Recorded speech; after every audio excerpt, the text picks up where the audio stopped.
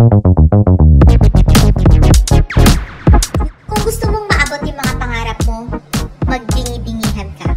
Ang ganda nung nabasa kong story. Ito yung story ng frog na gustong umakyat sa tuktok ng puno. Ang sabi ng mga kasamahan niya, hindi mo magagawa yan. That is so impossible. Pero alam niyo ba, nakaakyat yung frog sa tuktok ng puno. Alam niyo kung bakit? Kasi bingi pala yung frog. Akala niya, chini-cheer siya ng mga kasama niya para maabot niya yung tuktok ng puno.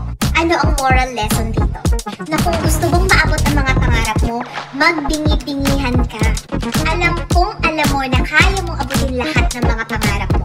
Minsan, pinagdududahan mo lang yung sarili mo dahil nakikinig ka sa sinasabi ng mga taong walang ibang ginawa kundi discourage ka. Kaya naman, magbingi-bingihan ka sa lahat ng mga ingay at magpatuloy ka sa pag-abot ng mga pangarap. Kaya mo yan!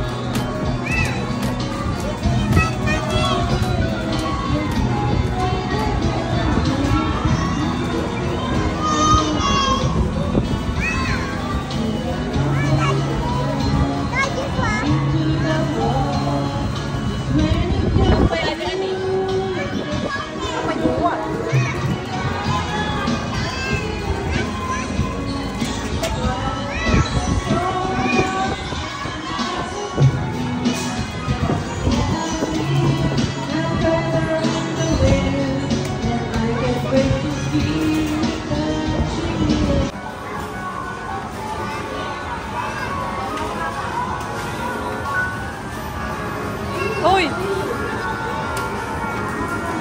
Uy! Masisira.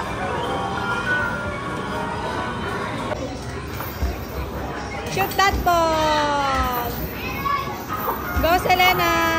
Pasan!